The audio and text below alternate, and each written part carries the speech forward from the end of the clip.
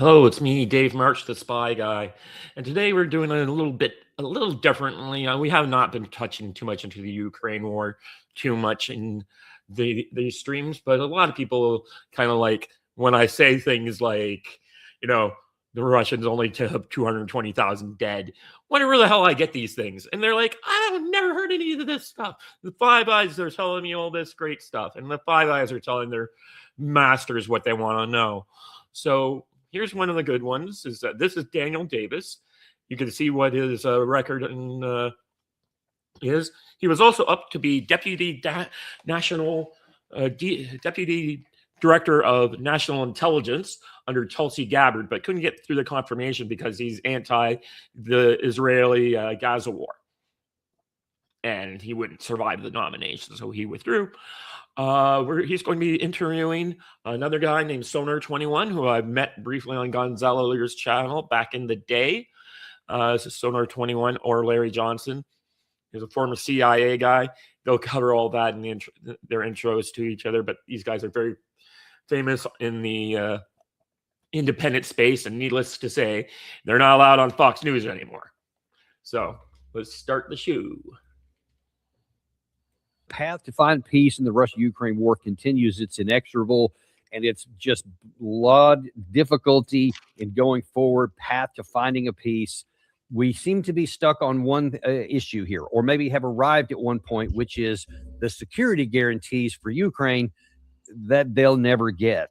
Yeah, and I think if you come to a recognition of where this really is, what people can and cannot do, what they can and cannot compel on their adversaries to do, I think things might get a little bit clearer. But right now, they're actually not, because things are stuck in the I guess the media frenzy of what people love to talk about, especially on mainstream media, what a lot of politicians on all these different sides love to say out loud.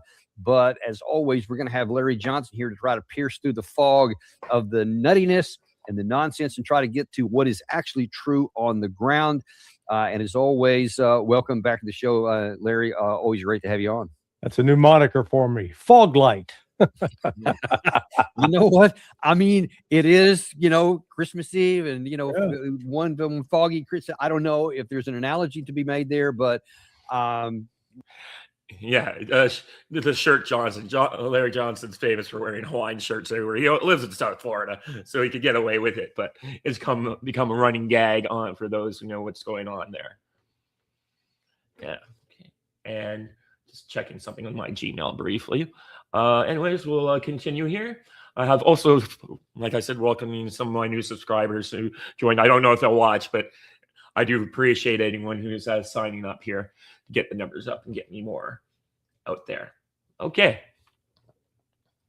Well, I hope you can provide that clarity. Oh yeah. Well, I should get a picture of my truck. I've got these fog lights on the front of it. They're blinding, absolutely blinding. So that's what we need, some blinding light. And I think that you're going to provide that today, because you never do shy back from that. And one of the things we love about having you on the show.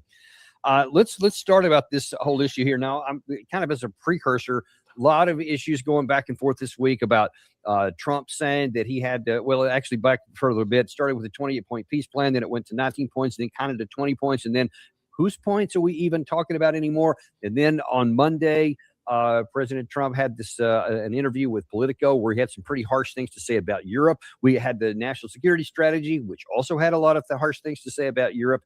But now then we're focused on what's going on here. And by the way, Europe was shooting a bunch of stuff back against the United States here.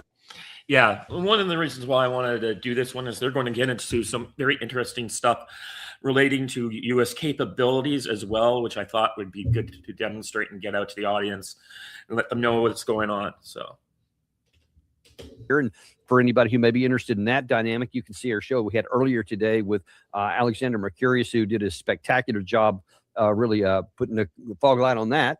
So I don't want to repeat what he said there, but let's get to stuff that actually is really to the point in your area of expertise, and that is kind of what the Russians are saying. A lot of this. We had just a comment earlier today from Sergei Lavrov, who you have met on a number of occasions. And Sergei Lavrov is the Russian foreign minister.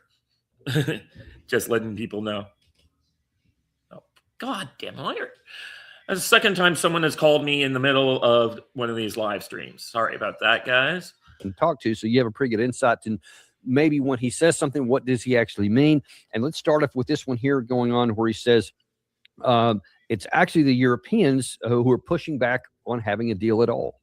Europe has been holding back this process, instigating the so-called Ukrainian leader, encouraging him to fight till the last Ukrainian. The thing is, which can I say is freaking disgusting. Everyone like out there going around, we will fight to the last Ukrainian. No, that's cowardice. Short of money. And right now, this ideological agenda is being influenced by money concerns, because there's no other way for them other than rip off the Russian Federation and take our gold reserves. They have no other sources of financing this war. So let's take a number of those things he said in order. First of all, he says that this whole dynamic between the United States, Europe, and Ukraine over coming to some sort of an agreement on this half of the equation, as opposed to the Russian half, which really hasn't changed since, I don't know, 2021 maybe. Yeah. But he said that it's actually the Europeans who seem to be being the stick in the mud. Do you see it that way?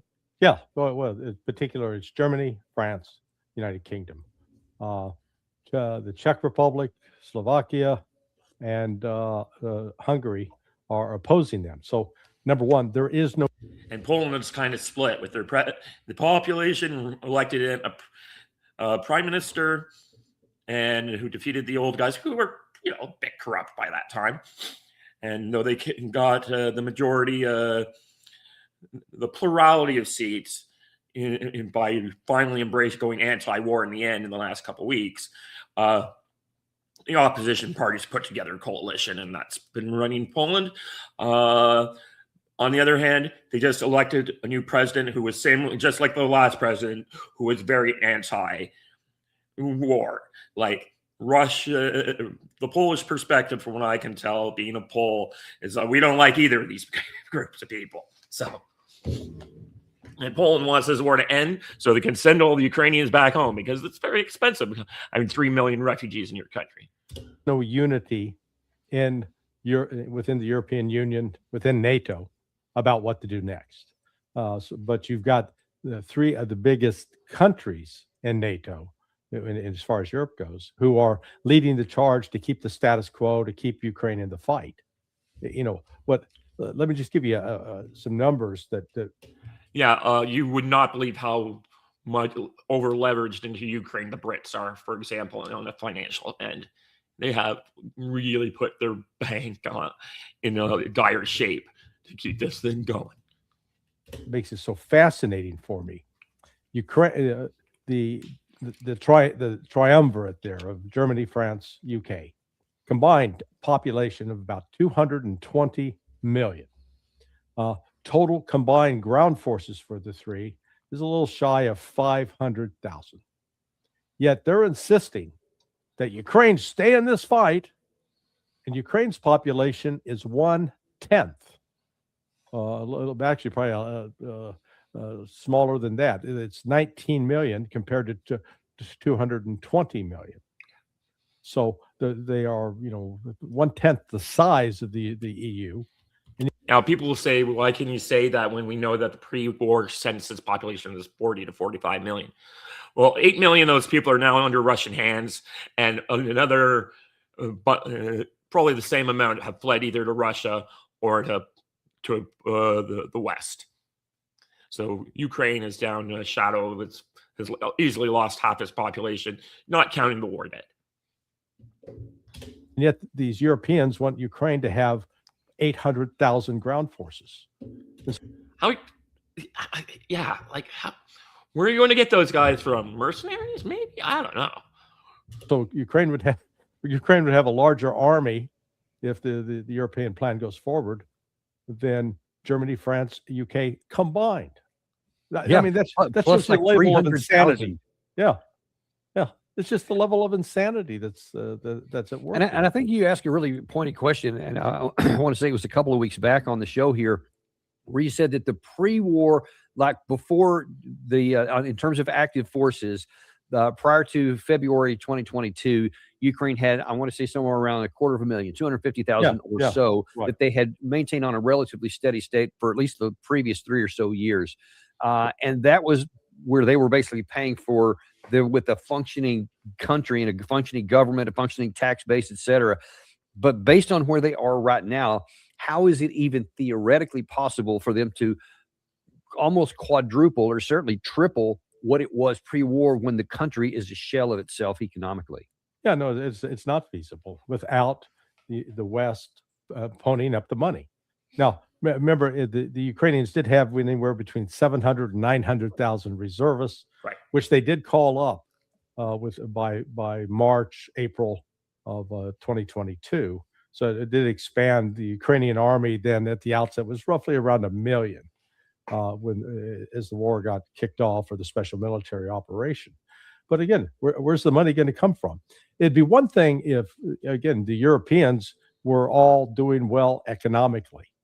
The country in the world that has the lowest debt to GDP ratio of all industrial countries is Russia. Yeah.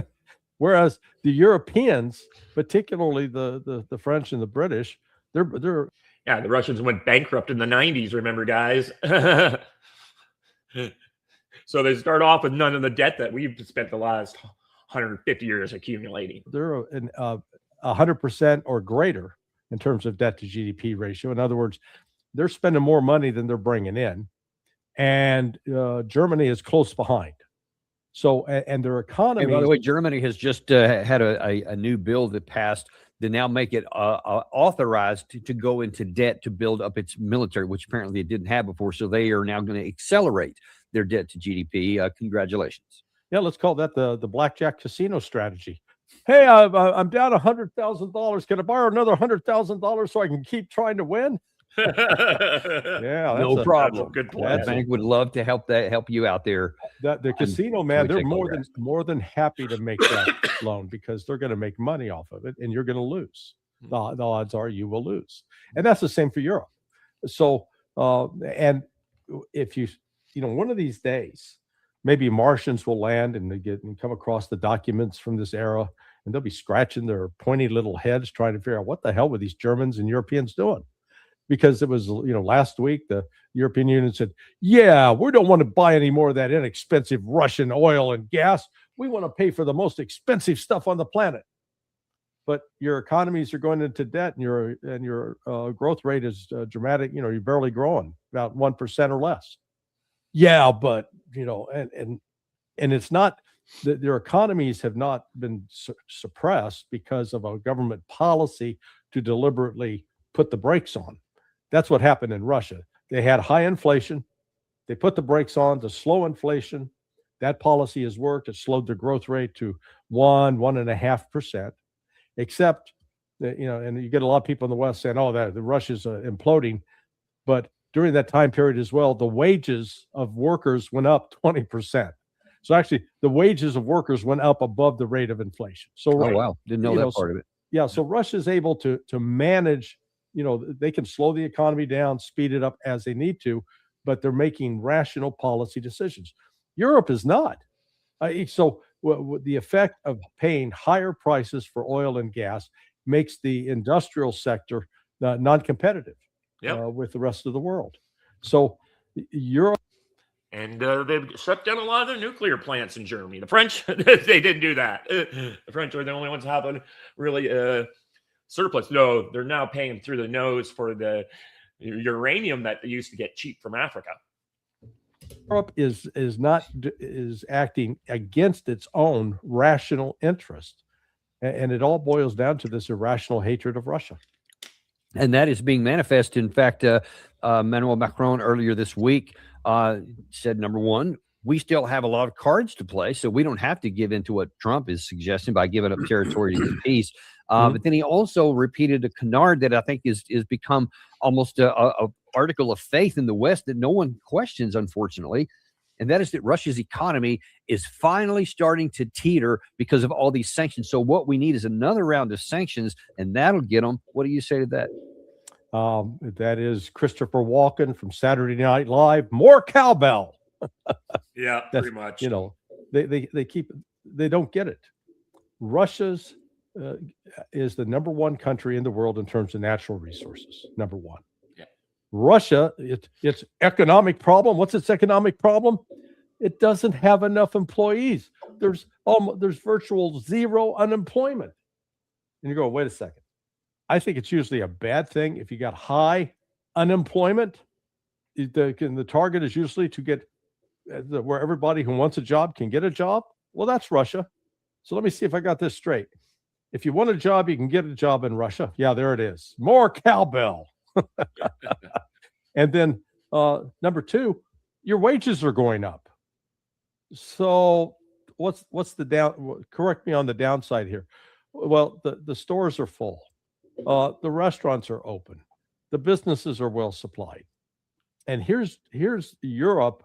It's becoming a trash heap. I mean, these cities are becoming disgusting. Yeah, that's why I went in the summer 22 after the war started, and in 2023 because I wanted to see Europe before it went to shit. And it's getting that bad out there. And it's like you go to Moscow or any Russian city, and you can watch these on travel videos. I'd recommend people watch Bald and Bankrupt from before the war started. He's been banned from Russia for for good reason, I would suggest. Bald and Bankrupt is this guy who was probably, he never says what he did for the British military, but with his language skills in Russian, he was probably an army interrogator or something like that. And the moment he tried to go to Russia during the start of the war, he's done all these great videos around the world, especially based in Russia, showing off Russian people and how life in the country, to the point where the Ministry of Tourism came along and said, we can give you special access if you just play along with us. And you told them to go hell to hell. So that's one reason they kicked him out. And the other reason is like he's got Spyguy written all over him. So he got deported. Just too bad. I think he would have done a great job doing what he's doing, but if you're Russia, you're not taking any chances. He's managed to get it back into Ukraine now. With homeless and with trash littering the streets in Paris and in London, in contrast to Russia.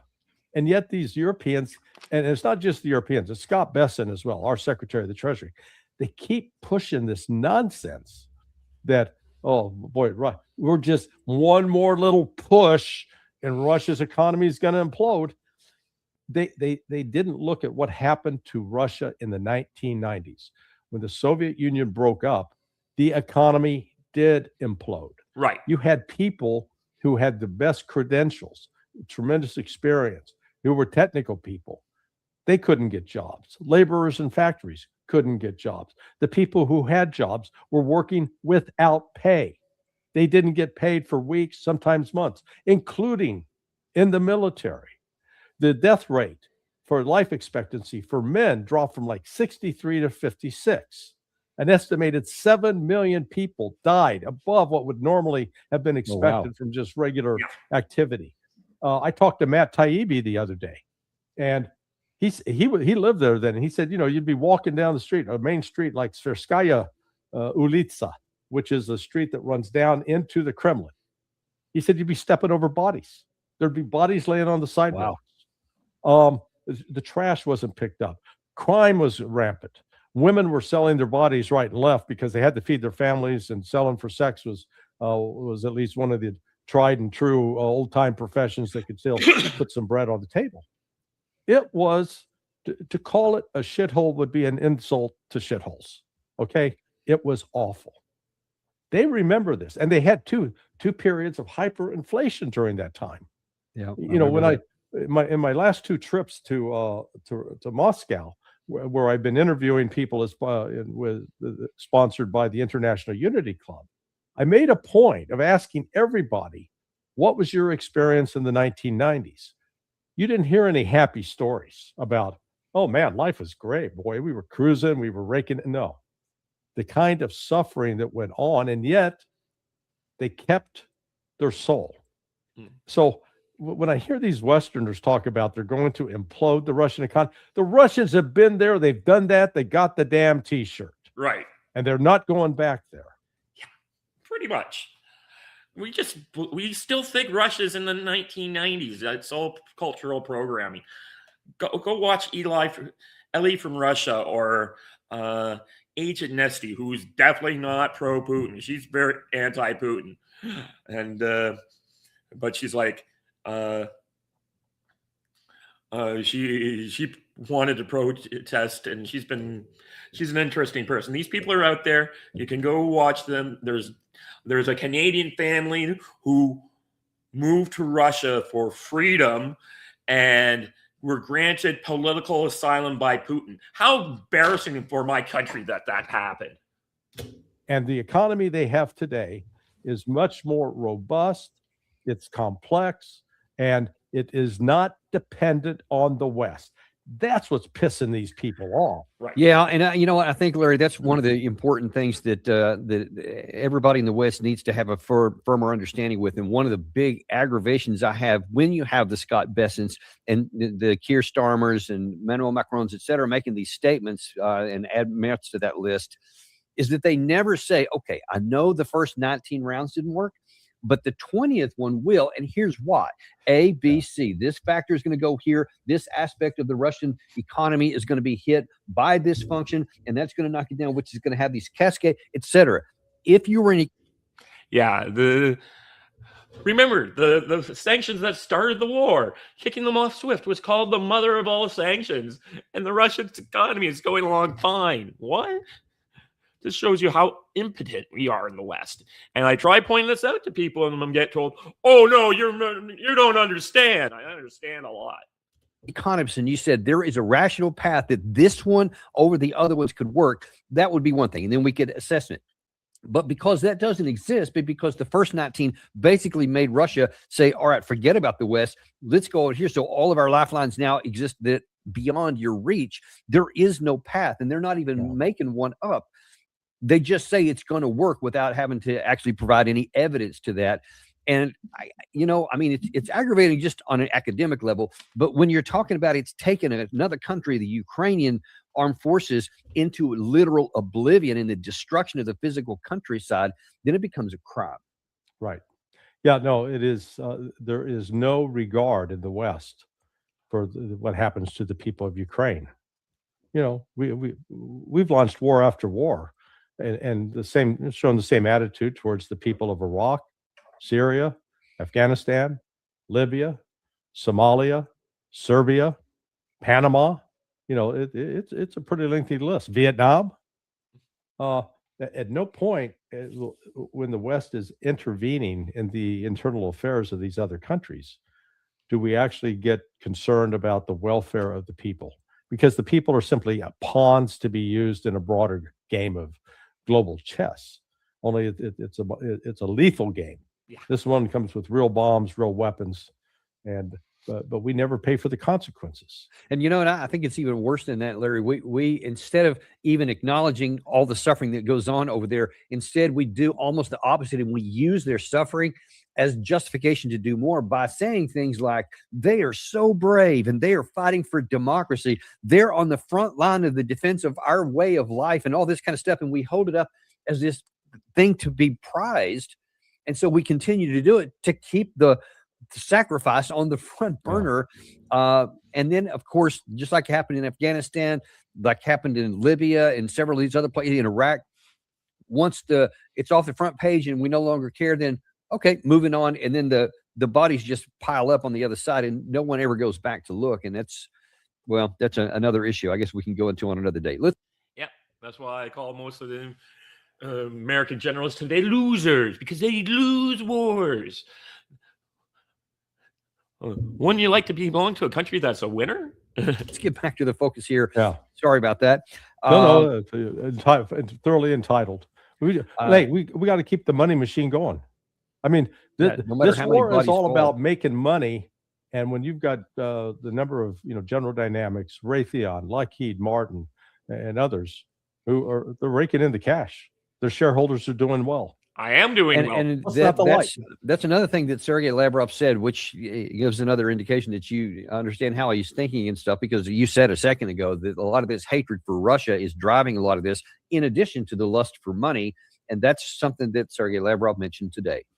Europe is blindfolded by its desire to deliver strategic defeat to the Russian Federation. Some of them even say in their media interviews that they can't think of a situation when they'll have to swallow the defeat and will have to admit the fact that Russia is reaching its lawful goals. Of course, it's their problems, but they created them for themselves, and they are making them worse, trying to cling on to the absolutely pointless policy. So that's what Sergei Lavrov said. Is that just a jingoistic kind of view from Russia's trying to put a good picture on stuff, or does he have a point?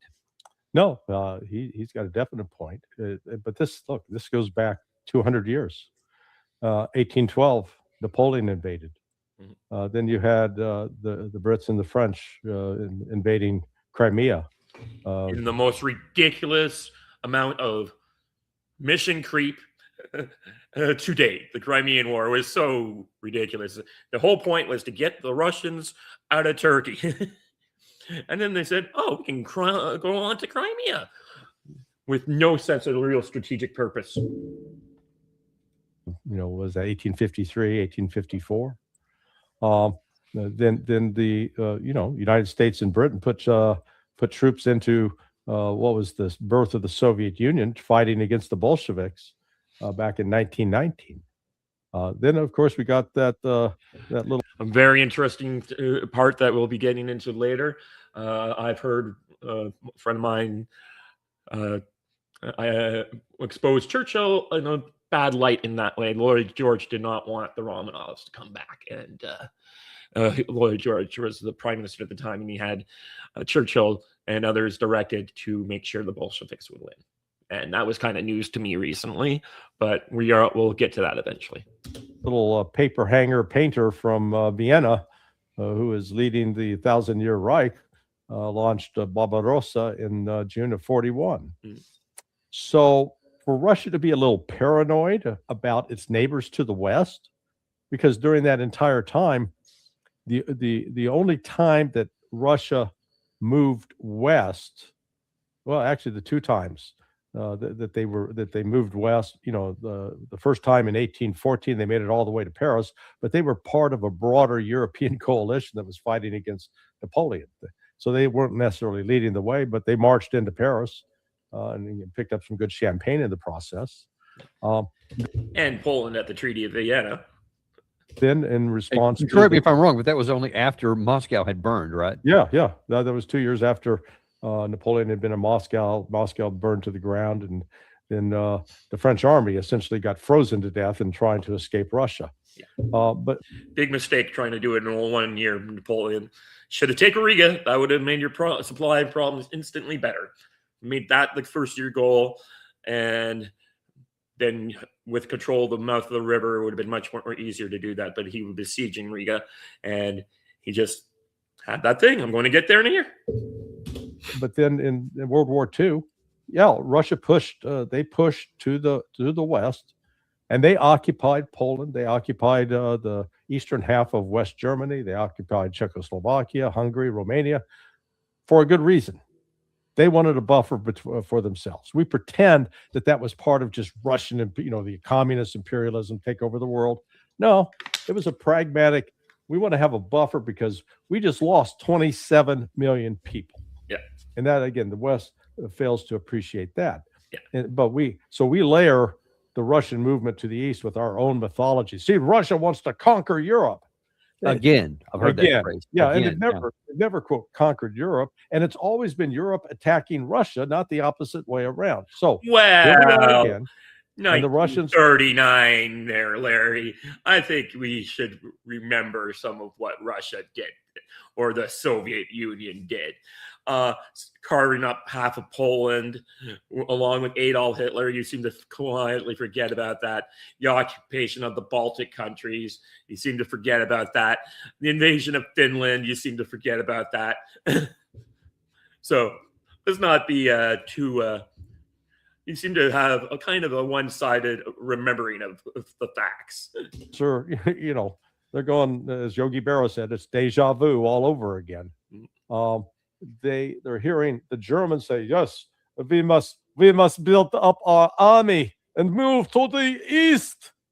Yeah, that how'd that work out the first time? That's a fact. Or They the second physically have done that. They're going to have the biggest they want, the biggest military on the continent, most powerful, and they have physically moved a mechanized brigade all the way up to the Baltics. So it's not rhetoric. There's actually action behind it. Yeah, and so Russia, A brigade. Ooh. That's why I got so depressed when I was doing my poetry armament story that I just got like, you guys are idiots. Like, I can't believe this. I can't be writing this. It made me very depressed. And some other stuff was happening that was making me depressed. But look, they remember the Great Patriotic War. We in the United States don't. We don't. We barely recall World War II. This year, there's hardly any commemorations on December 7th. It's just faded. You know, it's 84 years since then. Who cares? That's ancient history. Not for the Russians. It's vibrant. It lives with them. Their grandfathers, their grandmothers, their great-grandfathers, their great-grandmothers, they died and suffered in that war. Almost every family in Russia, and still families that are there today, had somebody who made a great sacrifice in that war. And so they don't forget.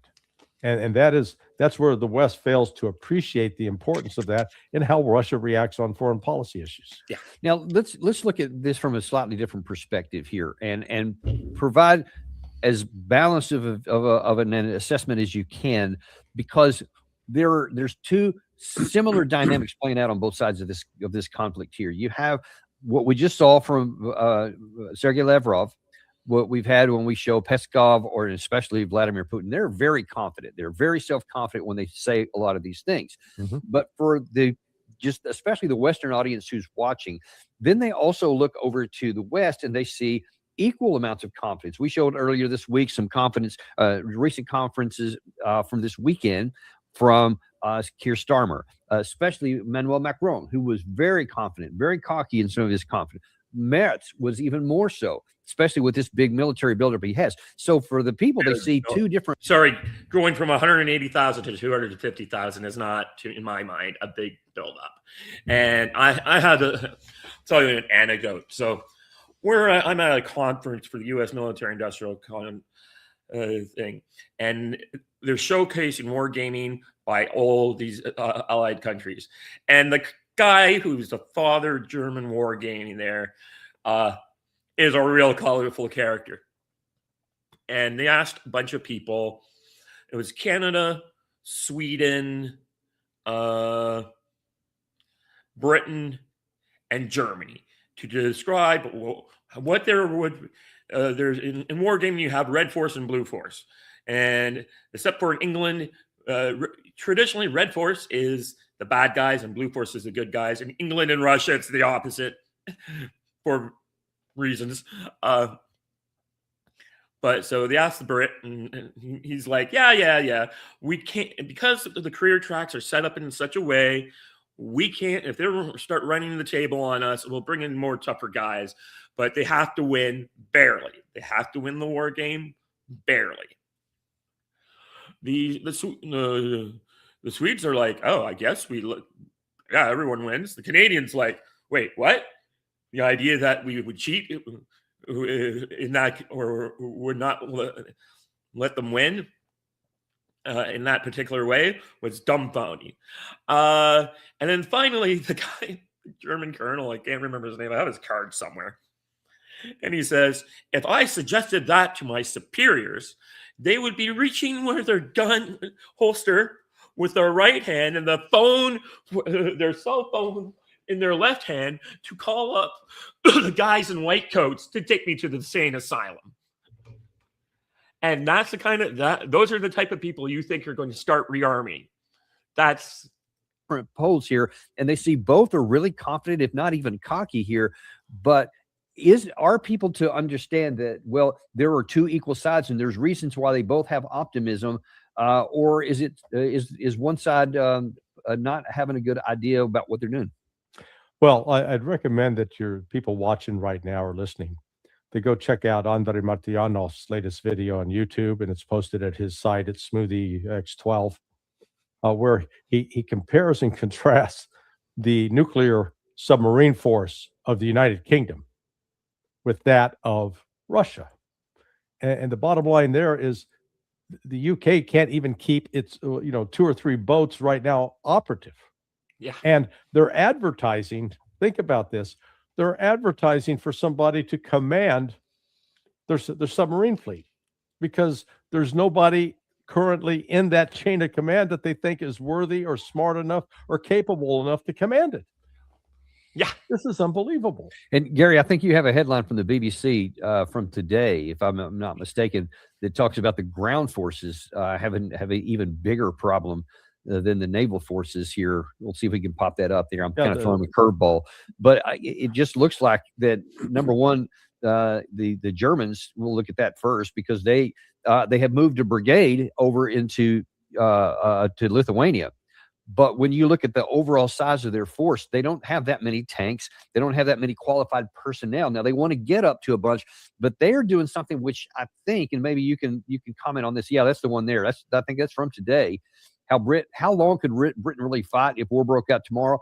According to this author here, it goes down and you look a little further, a few weeks. Yeah, probably 2 weeks. A few weeks. Two to 3 weeks tops. We know for a fact that the Russian side has a sustainment capacity, and they can go on at current rates of fire and everything else indefinitely. And we certainly also understand, and you can tell me if this is right or wrong from your sources, that Russia in ramping up their defense industrial base is not like taking everything from the factory floor to the front line firing points, but they are actually storing up a substantial payload in many different categories with the expectation or the fear that they may one day have to fight NATO. So they are simultaneously diverting some to storage, building up huge stockpiles, which we are doing the opposite of draining our stockpiles to give things for Ukraine, sir. How do you see all that playing out? And how does that factor in? Yeah, that's exactly right. In fact, Putin has recently said that next year Russia is going to decrease military spending.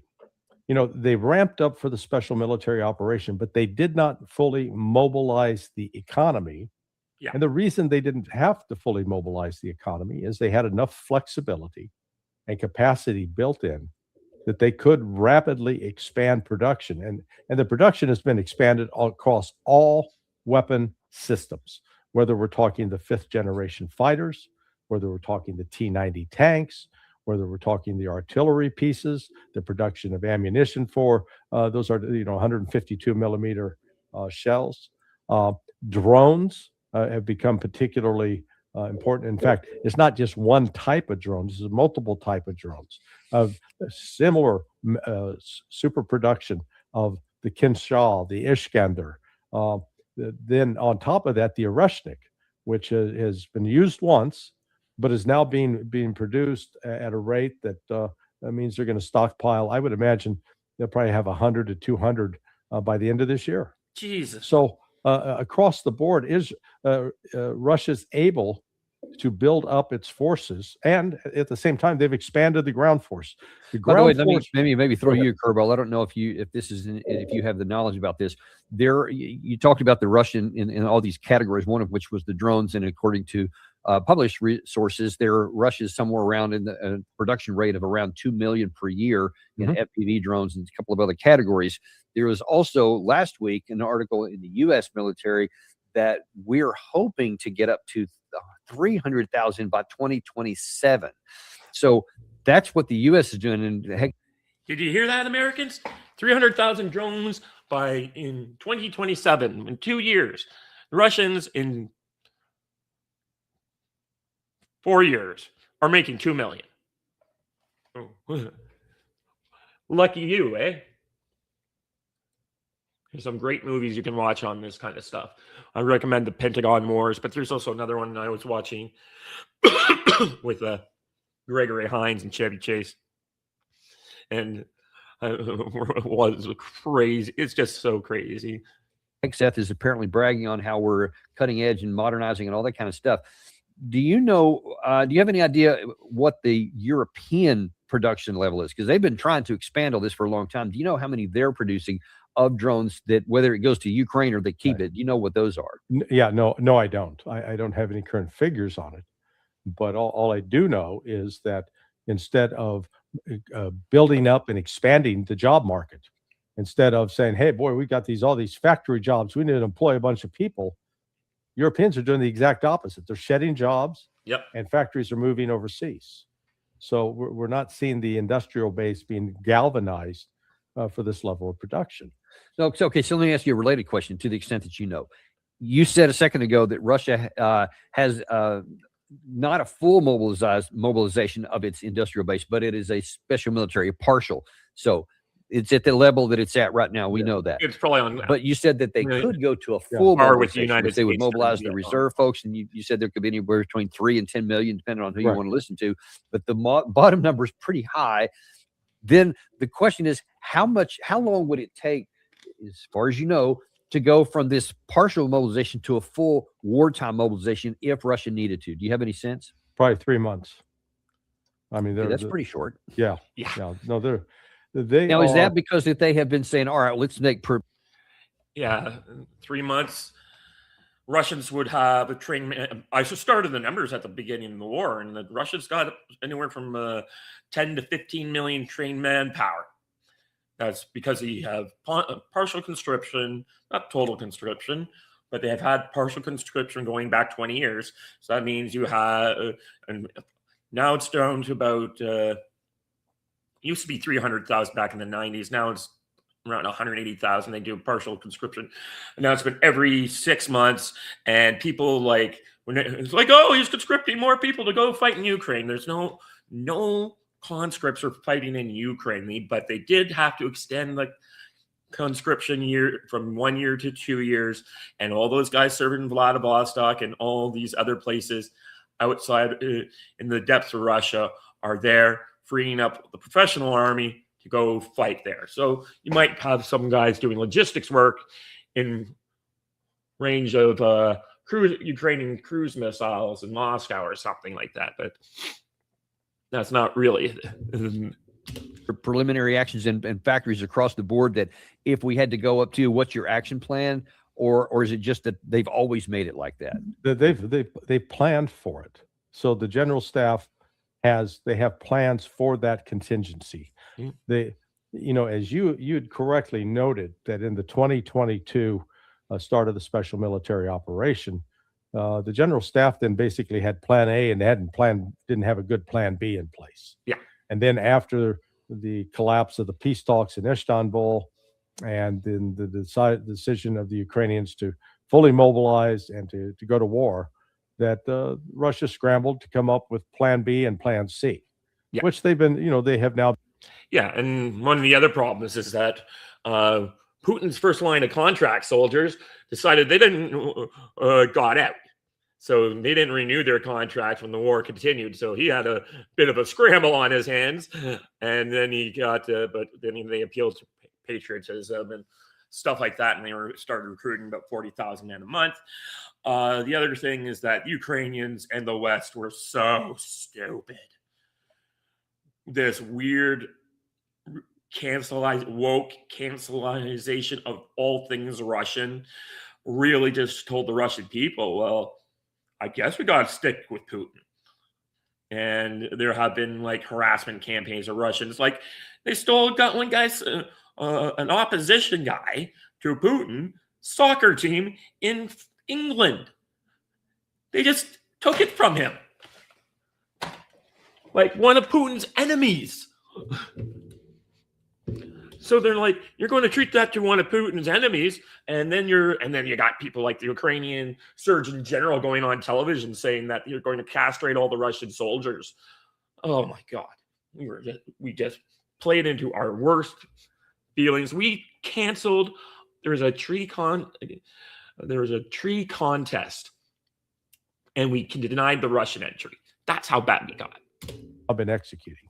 But with respect to what the scenario you're laying out, yeah, by that cancellation, we made it not Putin's war, which would have maybe lessened the popularity of the conflict. We made it Russia's war.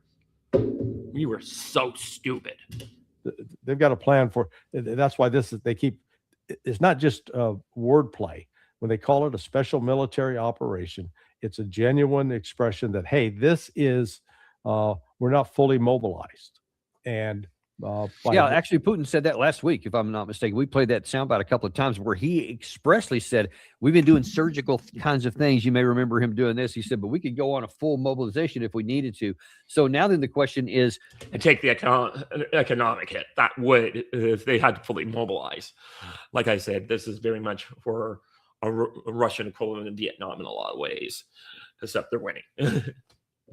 And again, I may be asking you something you don't have the access to, but what is your appreciation anyway for what the Western side has done, and what is its capability? If we had to go to a full mobilization, how long would it take to get the industrial up to something close to being a par with the Russians? I think we are militarily weaker today than we were in 2002, 2003. I know in 2002, one of my friends, she was actually part of the office at the Pentagon that was involved with, the tip fiddle, the phased deployment of troops. And I knew when she began starting to call up units and how that process worked. Back then, it took us at least 6 months.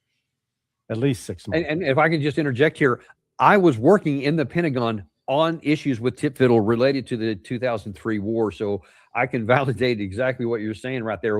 A lot of these things we had to start in 2002 to get everything ready to flow in 2003. And that's of stuff that we already had. That's not mobilized in anything and adding to the defense industrial base. That's just the existing base. And for example, I was reading on X last year. So the Merchant Marine has these kind of fleet support ships. I don't know how many they have, but they're basically naval transports for moving equipment and manpower, and they carry about 2,000 troops. They're not they're dedicated military ships, but they're not and used by the Merchant Marine. They mothballed 27 of them last year because of the lack of sailors.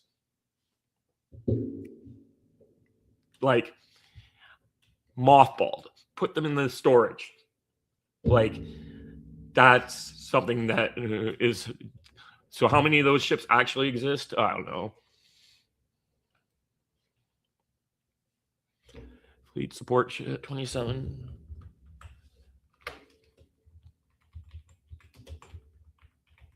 Ships mothballed.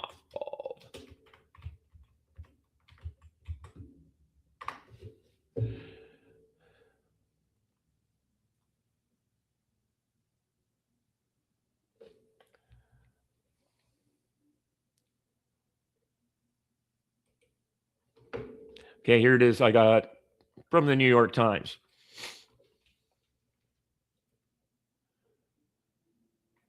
Oh, this is from 1962.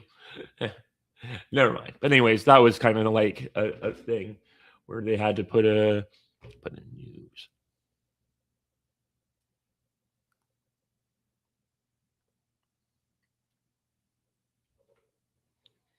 That's from 2019. Well, anyways, back to the show. Took that long to get things ready. Yeah, in fact, when there was a request that came out of Delta Force, so there's a book written by his pen name Dalton Fury. He unfortunately, Tom Greer is his name. He's since unfortunately passed way too young from cancer, but he was one of the officers on the ground there trying to capture bin Laden, and they specifically requested that the 75th Rangers be deployed as a blocking force to help them try to contain and get it. And that order was turned down by Tommy Franks and by Secretary of Defense Cheney and by others in the chain of command, other. Secretary of Defense Rumsfeld there, but Cheney was Secretary under George H.W. Bush. There's up in the political chain of command up to Bush, And the reason was they were getting ready to go to Iraq. They saw this as a distraction. So really, the actual planning to go into Iraq started December of 2001. Right. And then it started accelerating, and then they started doing the initial movement of troops and calling troops up. And by the way, if anybody is thinking that Larry is exaggerating here, we have literal video proof from General Wes Clark, who said 1 week after 9/11, he was told that the Pentagon was already preparing for an Iraq war, and then after that, an Iran war. So this is not conjecture. This is historical records. Yeah, I've seen the video. It's out there. And another thing, which is real, I think would be shocking to most Americans to learn, is that Iran said, hey, we happen to notice you have a problem with Afghanistan. We have a problem with Afghanistan. You want to work with us to help you take care of your Afghan problem? I mean, Iran nearly went to war with Afghanistan in the 90s, and they were willing to offer up full diplomatic. Who the hell keeps calling me? I'm busy. Fuck off. Anyways, where was I? Just double check. I don't have anything there. Yeah. Anyways, as I said, Iran was willing to offer up to full diplomatic recognition of the United States. You would no longer be the great big Satan. Yeah, you and I are both old enough. We lived through it. We know. We know what we saw. We know what we heard at the time, and so the West is not. We're weaker now. We've got we've got a reserve force that's pretty stressed as a result of the last 25 years. We relied heavily on reservists to staff up in places like Afghanistan, Syria, and Iraq. So they've suffered some significant stress out of that. But now to have to call together a force to potentially confront Russia, while we've only got 18,000 troops mobilized right now for Venezuela, and let me give you some other numbers. So Venezuela is 3 times larger in terms of land size, almost 3 times larger in land size than is Vietnam. Yeah. In Vietnam, at the height of our deployment and engagement there in April of 1969, we had 543,000 troops. You realize we had more troops in Vietnam then than we have in the entire U.S. Army today. U.S. Army today is about 470,000. So we'd need another 70, 80,000 just to match what we had in Vietnam. And back then we had troops also in Europe and in South Korea and in other places in the world. So we're not even at the strength level we were then. And we're going to call up so that just tells me. Well, and I want to take the personnel issue separately. I want to look at the defense industrial. Yeah, like people would not be willing to go to war. I think there would be mass desertion. Base, because Russia was caught flat-footed, as you said, from plan A to resourcing plan B, and it took them a good 1.5 years, 2 years, depending on how you want to count it, to where they were really like, okay, now we're in pretty good shape here. So how long, let's just say, it doesn't matter how, but let's just hypothetically say that who was it? French. The French say, you know what? I'm tired of messing with this. We're going to send the French army into there, and we're going to join in. Bam! All of a sudden, we're at war. Article 5, everything, and now then there is a conflict, a conventional conflict between Russia and NATO. So from that day, how long will it take the defense industrial base to get up to where it's close to a par with the Russian defense industrial base? I don't think it can. No, because it's dependent upon imports from places like China, and China's not going to export rare earth minerals to Europe and the United States that are going to be used to try to destroy its economic, military, and political partner, Russia. Not going to happen. So again, the West suffers from a shortage of critical minerals, critical resources Thank you, Bill Clinton, for selling that off to the Chinese in the 90s. that are essential to produce weapons and weapon systems. But And then there's also the issue of, correct me if I'm wrong, the physical infrastructure. Even if you got that part of the equation solved and you got all the, China said, you know what, I don't even like Russia anymore. Here's everything that you need. We don't have the physical factories, right. the trained workforce to do a radical expansion. And we've offloaded so much of that, or offshore rather, so much of it elsewhere into Asia, et cetera, that to try and recreate it from the ground it would just take, I mean, you have to train a workforce and get the money and build it, all the while with, you just mentioned it, with the Oreshnik and some of these other conventional weapons, there's not that many factories around, and they would all have a target on their back, wouldn't they? Yeah, no, absolutely. Yeah. If you go to Iowa and Illinois, in the area called the Quad Cities, near Galesburg, Illinois, 30 years ago, you were actually producing John Deere tractors there. They were being built there, and the parts were being made there. Today, those parts and critical parts are being made overseas in other places, Mexico in particular. Yep. Then they have to be shipped back into the United States, and they still do some assembly there in Iowa, in the Iowa plant. But the point of the fact is that across the board, whether through the Rust Belt, Ohio, Indiana, Pennsylvania, steel mills that used to be, centers of employment and anchors for financial securities of those communities are gone. We become a service industry. So it just saying, okay, it's not like what happened during the Depression at the start of World War II. We had the infrastructure for factories was in place. Yeah. And at that point, man, it was flipping the switch. Hey, anybody out there want a job? By God, the people came flooding in. And we had a lot of factories, and you could literally transition them from producing this kind of widget to that kind of military widget. I mean, isn't that correct? Yeah, they stopped. So Ford stopped making cars that people could buy for, to drive around the countryside. And they started making Jeeps and trucks and tanks.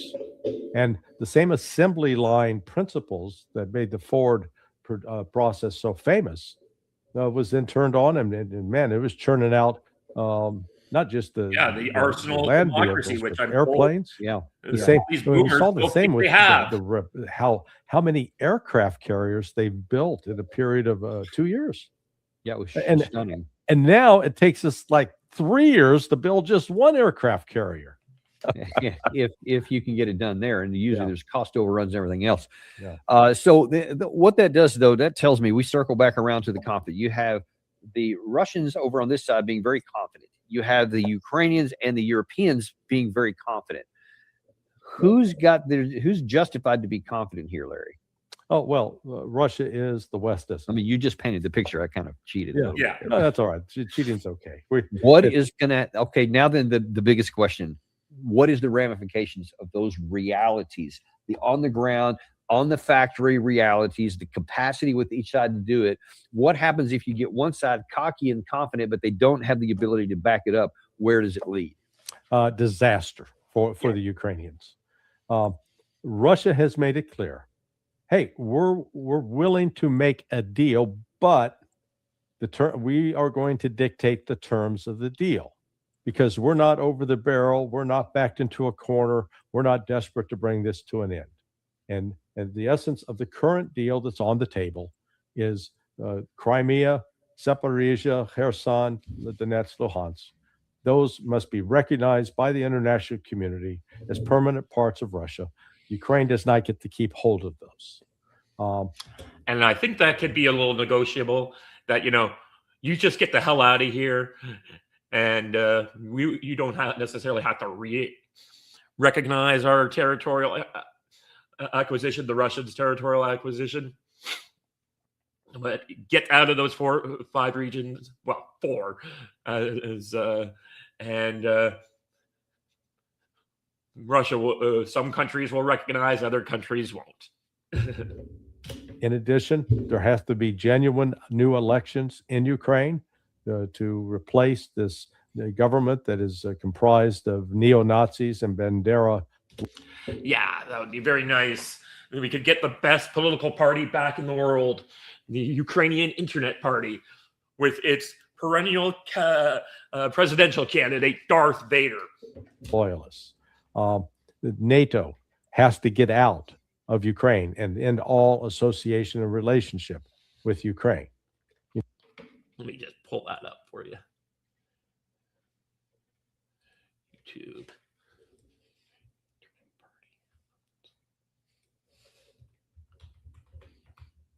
Internet Party.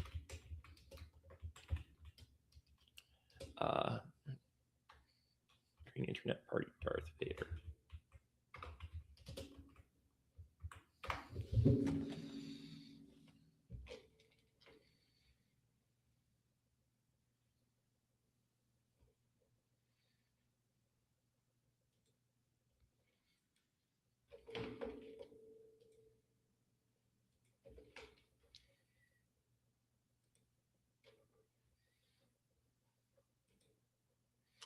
Pulling it up, share screen. Greatest political party ever. The Internet Party of Ukraine, UIP, has been continuing with its Star Wars theme as they post a video promoting Darth Vader, their candidate running for the mayor of Odessa in the May 25th elections. The video posted on their official website features the Sith Lord walking up the historical significant Potemkin steps with an army of his loyal stormtroopers. The video ends with the slogan that translates into, "This is our city and it's ours forever." Backed by the party's leader, Dmitry Golubov, Darth Vader is running both for the mayoral position in Odessa and Kiev. His campaign pledges include free Wi-Fi on university campuses and to personally give out flowers to women on the 8th of March, International Women's Day. The party promoting Darth Vader, the Sith Lord, the UIP, originated in the port city of Odessa and is known for its theatrics. It was established in 2007, and one of its main aims includes decreasing the number of taxes, banning GM products in Ukraine, and helping the country's citizens become more computer literate. The leader of the UIP, Dmitry Golubov, has spent time in prison after being convicted of a massive online credit card fraud. Ironically, in his party statement, Golubov has said that he's not interested in money and aims to fight corruption. Wouldn't that be cool?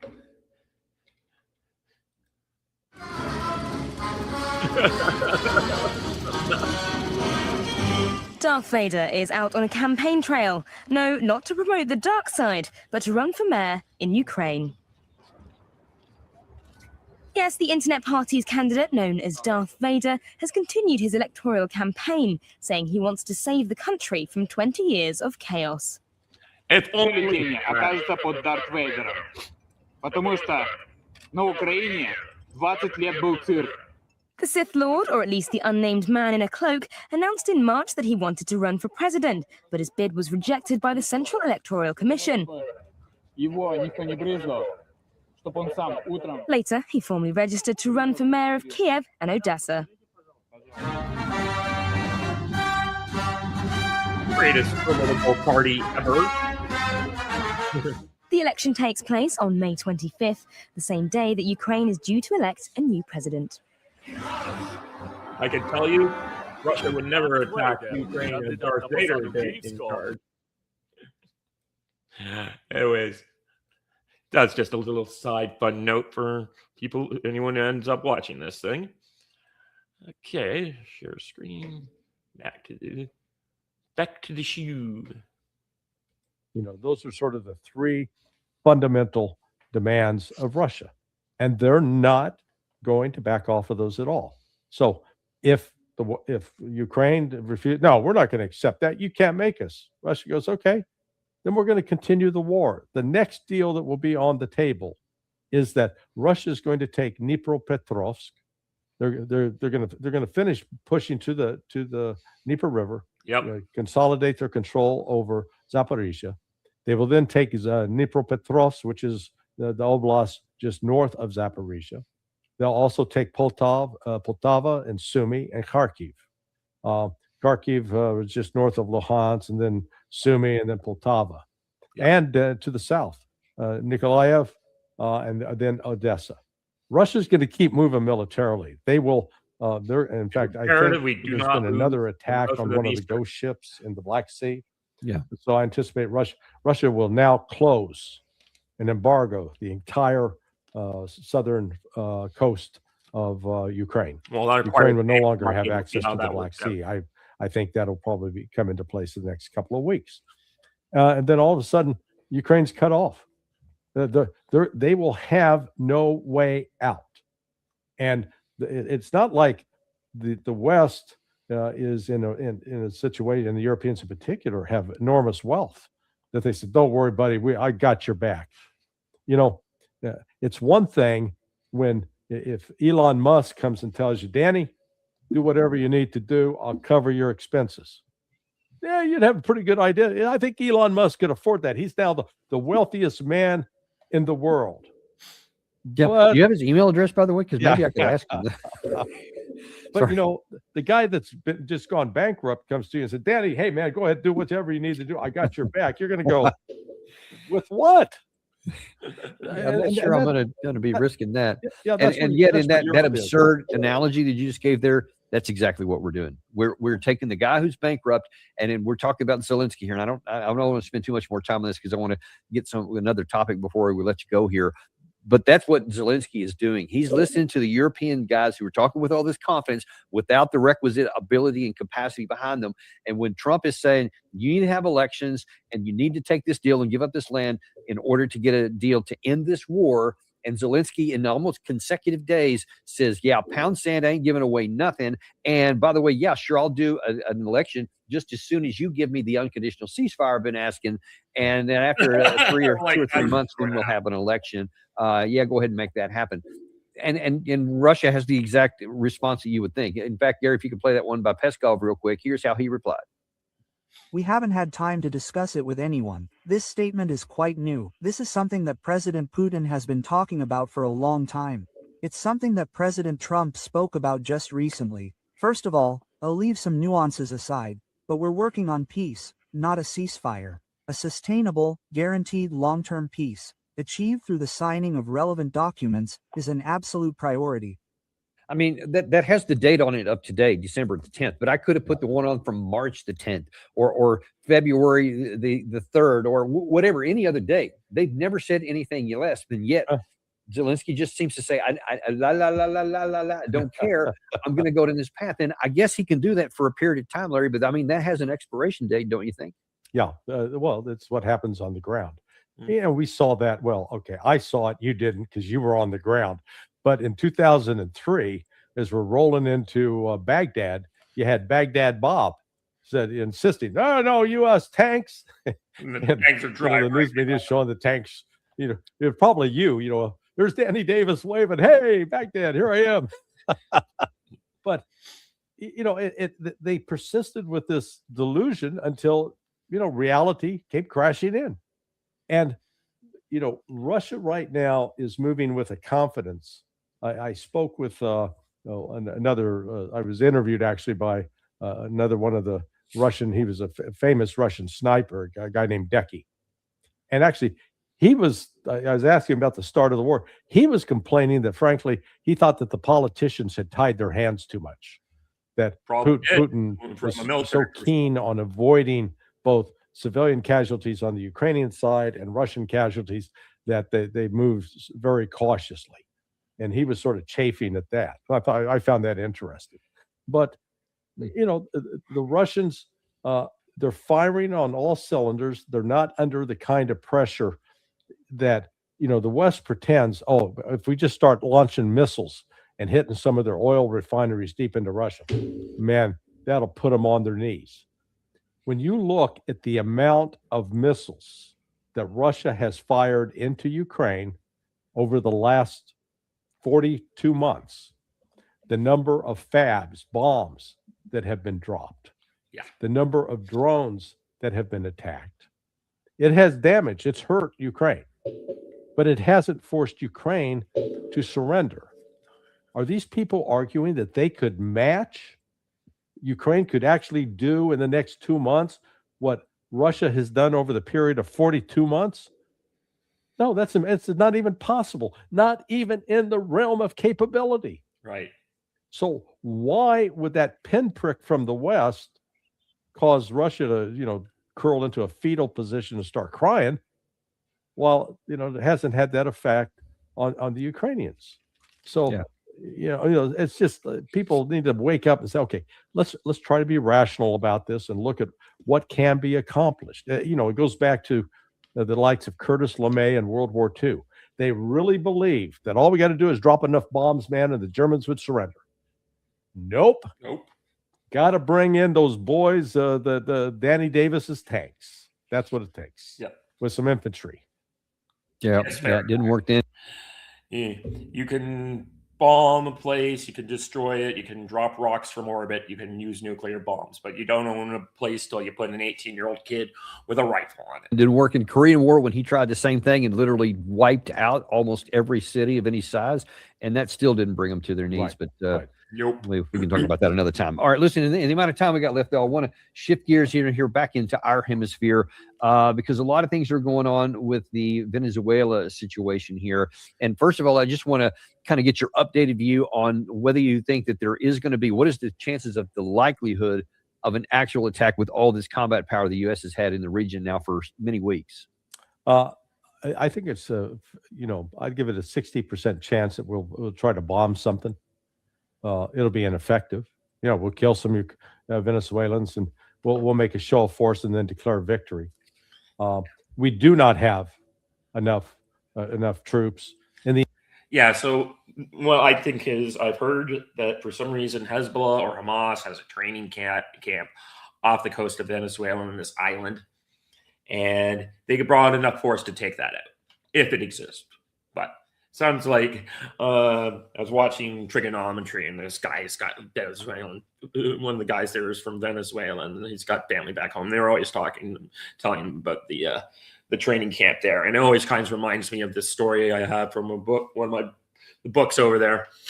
And what happened is this guy, a Canadian journalist, goes into Afghanistan, dresses up in appropriate clothing, dirties himself up a bit, and he speaks like passionate.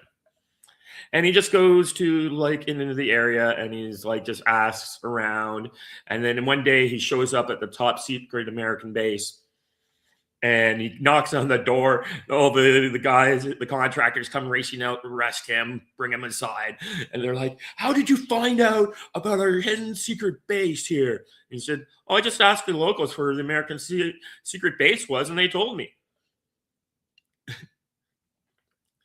Eventually, they let him go. They realized he was not that big a deal. He wasn't going to get the right locations, but and other things. It's an interesting story. I'll have to go into more detail on it at some point. The entire U.S. military, including reservists, right now, to do anything in Venezuela of any consequence other than getting U.S. soldiers killed and killing some Venezuelan civilians. The average American just does not understand how big, as I mentioned earlier, that Venezuela is 3 times the size of Vietnam. And in Vietnam, we had more than 500,000 soldiers on the ground there and still failed to defeat the North Vietnamese. And I don't want to hear from these guys, "Oh, we just weren't trying," or we were betrayed by our politicians. Oh, nonsense. We lost. We need to get used to it. So we haven't we got like 18,000 now to go into Venezuela. I can't imagine that there's anybody at the Pentagon or the Department of War stupid enough to go along with an order to deploy U.S. ground forces. Now, are there some special operations forces running around trying to create mayhem? Yeah, probably. Yeah, probably. But again, they're not decisive. It wasn't the special operations executive of the Brits in World War II that won World War II. It was a guy's named Zhukov in Russia that entered Berlin and destroyed and defeated the German army. It was ground troops, massive troops, and that's always accompanied by losses. Yeah. So, I think what the United States has been trying to do is to provoke a reaction from Maduro, and so far he's not taken the bait. And I saw this before, Danny, back in 1988. When we were trying to provoke Manuel Noriega into doing something so that we could then justify invading Panama.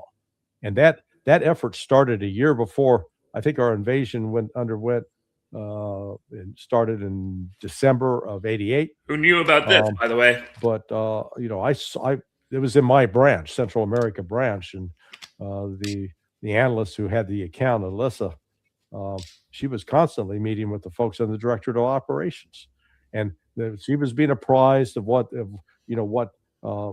actions we were taking, what we were trying to do in order to provoke Noriega. Noriega didn't take the bait, and so well, and you speaking of taking the bait, that headline Gary's showing right there. To me, this was an attempt to get Maduro to take the bait. We had 2 military fighter jets for 40 minutes flying through the airspace of Venezuela, not in the ADIZ, not near it, not in their territorial or off their territorial waters, but actually in their airspace for 40 minutes. Yeah. Which, of course, if that ever happened to us, we would be going crazy and we'd be shutting them down, etc.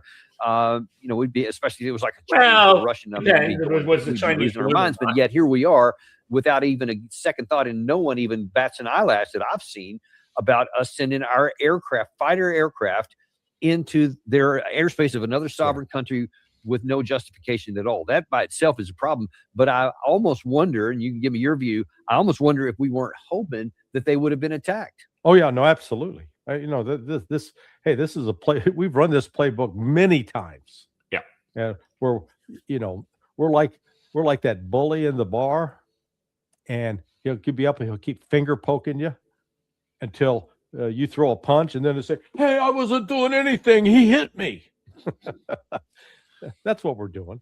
It's an old tactic. But Maduro, I think, he's talking to the Russians, he's talking to the Chinese, he's talking to the Iranians, he's trying to talk to other neighbors like the president of Colombia. I suspect he's talking to Lula in Brazil as well. Oh yeah, he's not going to take the bait, and instead they're making quiet preparations. If we're foolish enough to put troops in there on the ground, we'll have more people killed in Venezuela than we had killed in Iraq. But aren't we setting ourselves up for real trouble here with that last headline that Gary showed there? And that was also part of something that Trump said in that Politico interview earlier this week, where he said Maduro's days are numbered. So he said, I'm not going to tell you what we're going to do operational. And he insulted the reporter. But then he said, but yeah, his days are numbered. So Trump is kind of putting himself in a position, and I'd like your view on this particular point here too, that he's putting himself in a no-win situation. If he doesn't do anything, if he doesn't have any kind of attack after having all of that combat power, which continues to rise up, and as you said, now it's around 18,000 total personnel and all these ships and Marines and everything else, and making that statement, but then Maduro's days don't get numbered and they just keep on rolling on, and then we end up leaving.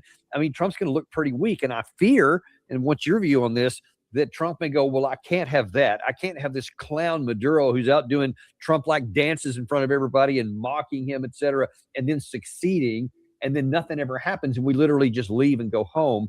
I worry that we may have to say, well, we got to do something, and then what happens after that?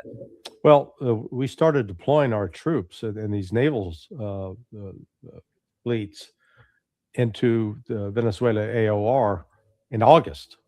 So let's just do the math. September, October, November. We're more than 3.5-4 months into this. Now we're into December, almost halfway through December. And what have we accomplished? Well, we've accomplished putting ships out there that are costing a lot of money each day. Right. And putting a stress on the crews, because they're not, they're asking them to be ready, but nothing's happening. Right. We don't have enough, 18,000 sounds like a lot. It's a pittance. Yeah, because a lot of that's naval craft. It's not even ground troops that even could do something. So it's a really small number of actual deployable ground troops. Right. And there's the ability of Venezuelan military and paramilitaries to carry out ambushes on any U.S. forces that get on the ground. And it's not like Iraq, where at least in Iraq, you could see for miles in some direction. It was tough to hide, Yes. I can verify that. Yeah, not Venezuela. Venezuela's got a lot of jungle, which you can verify because you've been in that area. You know the territory. Been there, done it, got the T-shirt. And I've been to Caracas. I've been to Barquisimeto. I've been down south in Venezuela. So, well, now let me ask you one other question here, because I know we're getting low on time here, but there's something that you have a kind of a unique knowledge about that is mostly not even on anyone's radar in the public. They're just talking about whether there's going to be action or not. But you say that there's an issue between the internal dynamics between the command relationships of the various forces. And can you tell us a little bit about that and how that might impact what's going on? yeah, so within the U.S. military, there's a concept called the supported commander and the supporting commander. So the way the U.S. has the world divided up into regions, this particular region falls under the command of SOUTHCOM, Southern Command. Yep. Southern Command is now headquartered in Miami, Florida. It used to be headquartered at Quarry Heights in Panama. Well, we're out of Panama now, so we're operating out of Miami. And in theory, the commander of Southern Command is the one who should be directing all the operations. And then JSOC, which falls on Joint Special Operations Command, Yep. which falls under Special Operations Command, SOCOM. So you got to learn, if you're going to play military analyst, got to learn all the acronyms. SOCOM, JSOC's under it. JSOC is the one that has the tip of the spear, the tier 1 units, Delta Force, SEAL Team 6, Yep. Task Force 160, the helicopter guys. Then you get to the tier 2 elements like Rangers, 75th Rangers. So in this case, so normally you would have Southern Command in charge, dealing directly with the Pentagon, and then JSOC supporting Southern Command. So the Southern Command general would be issuing the orders through what JSOC would do and not do. Instead, what we have, JSOC or SOCOM is sitting on top with the JSOC commander, Bradley. I'm not sure who the current commander is at JSOC, but it's a 2-star general. And so JSOC's calling the shots. It's Southern Command that has to provide the support to JSOC. Now, I did the exercises in this arena over 23 years, and you talk about some battles, particularly if you had to have JSOC operating in an AOR where there was CENTCOM and AFRICOM came together. Oh man, Clash of the Titans. You get bureaucratic battles, and every general like, hey, I'm in charge, I'm important. So you got a little bit of that going on right now. And I was once at one of those conferences I tell you about, and one guy was operating an Afghan planning operation with about 24 generals, and he's a professor, so he's just a civilian contractor with the National Defense University. And he said, I really enjoyed it when one general said, "Shut up, you idiot," to another general.